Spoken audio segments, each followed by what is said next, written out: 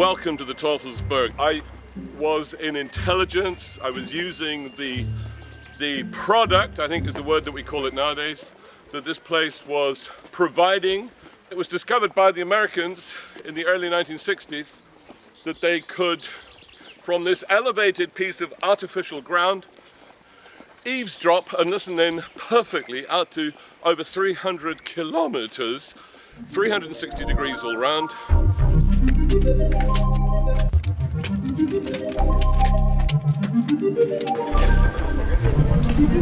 Those domes are called radomes. That's a word combined of radar and dome. Simple as that.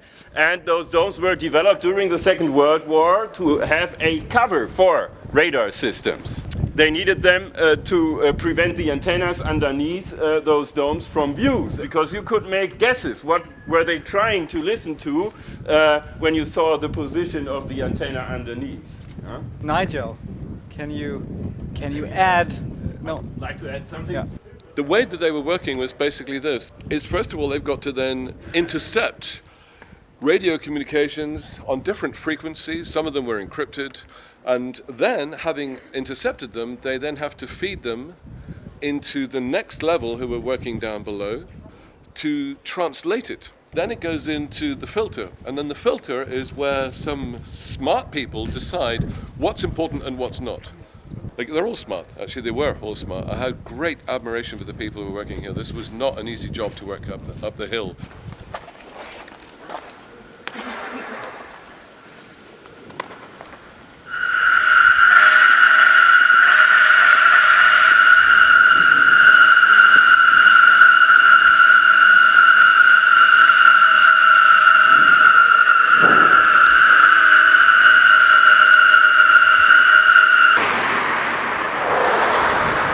Another thing to reflect on is, we had Nigel talk about how he considers the people that worked at the Teufelsberg, for instance, his colleagues from back in the day in the Cold War, to be heroes, because they were sort of on guard against potential aggression from the Soviet world.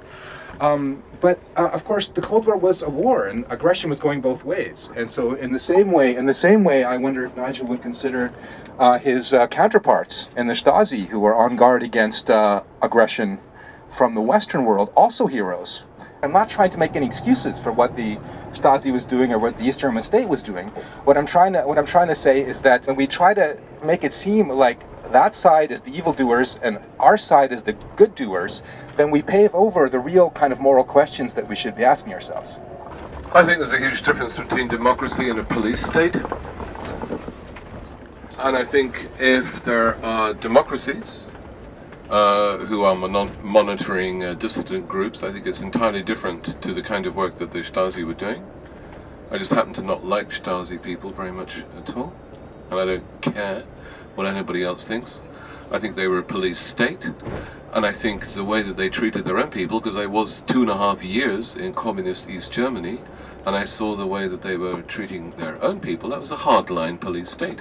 They might have called themselves the German Democratic Republic, they might have called themselves a socialist state, but it was a hardline police state, it was a hardline communist state. I think it's very important, it's also, we cannot romanticize freedoms in the West. And when we talk about the civil rights movement in the US, it didn't start with Rosa Parks. It was a movement that was happening since before the Civil War, since the start of slavery. For more than 150 years, the US government was not on the side of the civil rights struggle. Resistance fighters everywhere have struggled with being surveilled and with being oppressed by Western democratic regimes. So we are gathered here, activists, whistleblowers, lawyers, artists, journalists, cultural producers.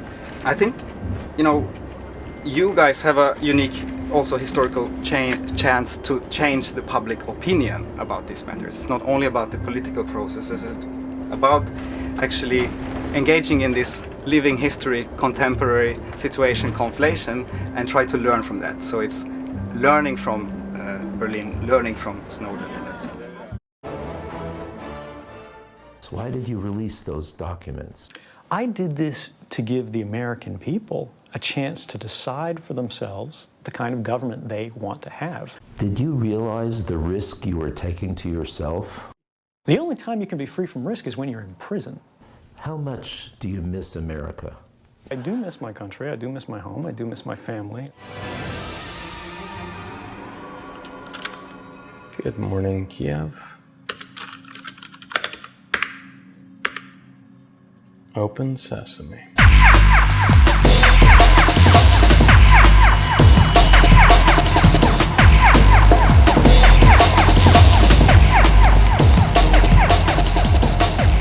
That's cute. Oh shit. Fucking back door.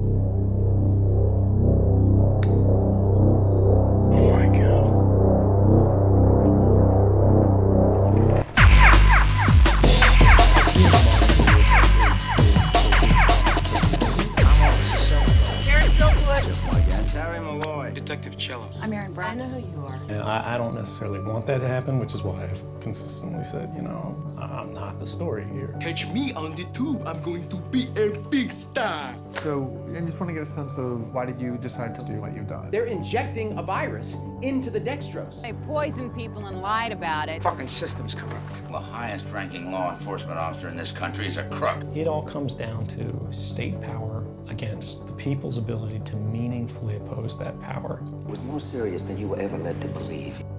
My family doesn't know what's happening. They're unaware. Justin doesn't know what I do. Because of the risk of associating them with this. You want to be free and unattached, to go on fighting for your cause and keep torturing yourself. I'm trying to keep you from getting hurt. What more do you want me to do? Your job is supposed to pay your bills, not put you in danger. It hurts so much I can't stand to see you like this. Scared, miserable, dreading to go to work. It's tearing me apart. Oh, Leanne has filed for divorce.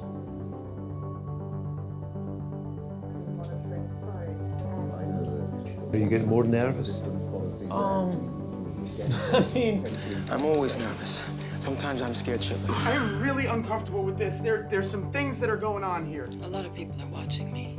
They know I know a lot. Have you been threatened if you tell the truth? You should watch your step. Is that a threat? They're trying to kill me. They want me to stop what I'm doing. If you got vital insider stuff, the American people, for their welfare, really do need to know, and you feel impelled to disclose it and violate your agreement in doing so, that's one thing. On the other hand, if you want to honor this agreement, then that's simple. You do so. You say nothing, you do nothing. There's only one guy who can figure that out for you, and that's you. Dan, I'm not afraid. I don't give a fuck who knows. I don't care if I'm in trouble. I don't care who gets it anymore, including myself. I'm not afraid of you. You know, you're not going to bully me into silence like you've done to everybody else. And if nobody else is going to do it, I will. How much did you tell him? Everything. Take care of it.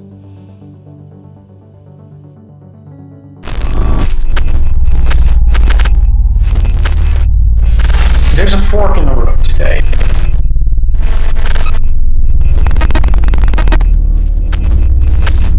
If we don't do anything, if we go along with the status quo, we're going to have a mass surveillance world.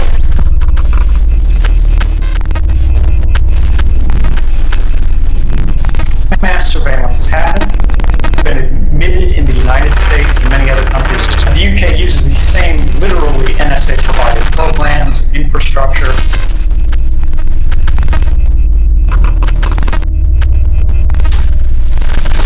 All of your communications are being secretly intercepted. They are being stolen. The government doesn't want us to know what they're doing, how they're interpreting the law, how they're redefining the boundaries of our rights and our liberties without our involvement.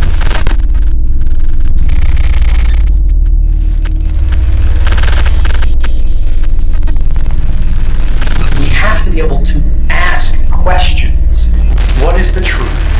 How do we stop it? How do we resist it? Laura, at this stage I can offer nothing more than my word. I am a senior government employee in the intelligence community. I hope you understand that contacting you is extremely high risk. For now, know that every border you cross, every purchase you make, every call you dial, every cell phone tower you pass, friend you keep, site you visit, and subject line you type is in the hands of a system whose reach is unlimited, but whose safeguards are not. In the end, if you publish the source material, I will likely be immediately implicated. I ask only that you ensure this information makes it home to the American public. Thank you, and be careful. Citizen 4. Sorry, I don't know anything about you. Okay. I work for. Sorry, I don't know your name. Oh, sorry. My name is Edward Snowden. I go by Ed. Edward Joseph Snowden's the full name.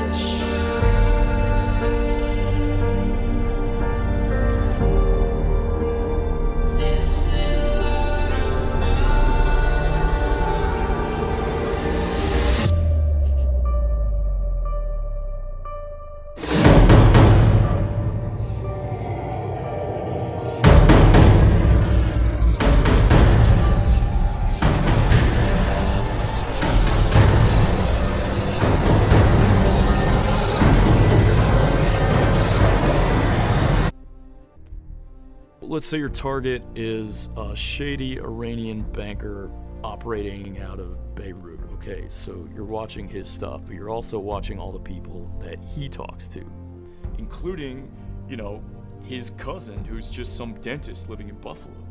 And then you have to watch all of that guy's contacts. And by the time you go a third hop out from the original target, you're watching this bartender chat with her mother about Botox. Because 3 hops from anyone with, say, 40 contacts, you're looking at a list of 2.5 million people. And there's that moment when you're sitting there and the scale of it hits you. The NSA is really tracking every cell phone in the world, no matter who you are. Every day of your life, you're sitting in a database, just ready to be looked at.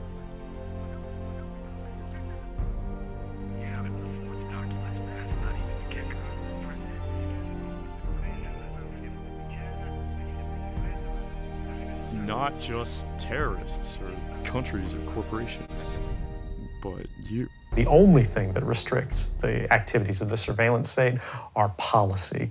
And because of that, a new leader will be elected. They'll flip the switch, say that because of the crisis, because of the dangers that we face in the world, you know, some new and unpredicted threat, we need more authority, we need more power, and there will be nothing the people can do at that point to oppose it, and it'll be turnkey tyranny.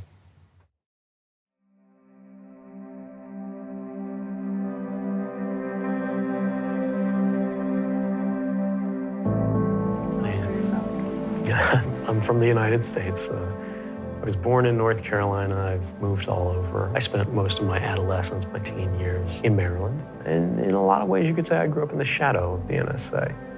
I always thought I would work there because that's what everybody in technology seemed to do. My father worked for the military for 30 years. My grandfather retired as an admiral. My mother worked for the federal courts, in fact, still does, which is an irony that's not lost on me. For somebody in a federal family, it's kind of natural to follow in their footsteps and just say, why not? You know, our government is the greatest government in human history. We're all taught that. This is the kind of thing that led me into the Army. When they said, we're going to free an oppressed people from a dictator, I felt that I had an obligation to do my part to see that happen. In the Central Intelligence Agency, you sign a non-disclosure agreement, but then you're made to stand up and take a real oath. This is an oath to support and defend the Constitution of the United States. It's not an oath to the President, it's not an oath to the Congress. It's an oath to our ideals. When the government says you can't say anything about the classified information that you work with, But that classified information conceals violations of the Constitution of the United States, a fact which has now been upheld by courts. What would you do? Breaking news out of Washington's going to outrage a lot of customers of one of the country's largest communications companies. The National Security Agency is keeping track of the telephone records of millions of Americans. My name's Ed Snowden. I'm 29 years old. I work for Booz Allen Hamilton as an infrastructure analyst for NSA.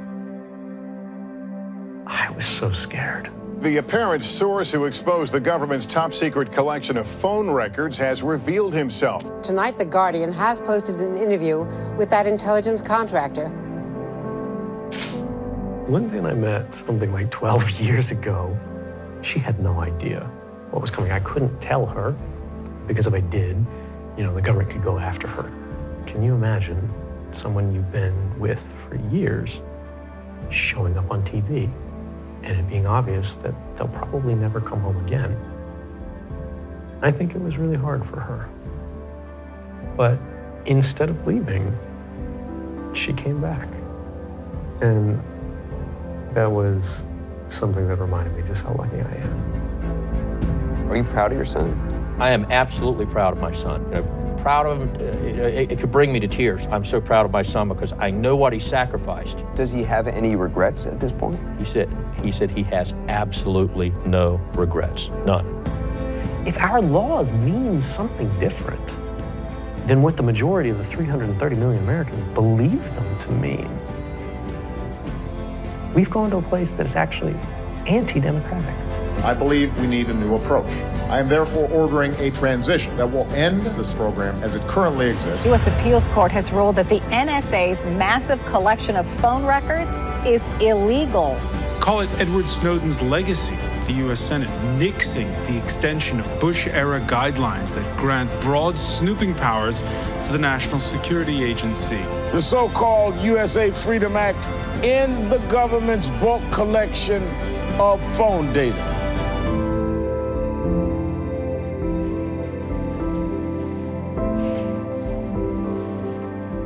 I still love my country, and I still consider myself to be working for it.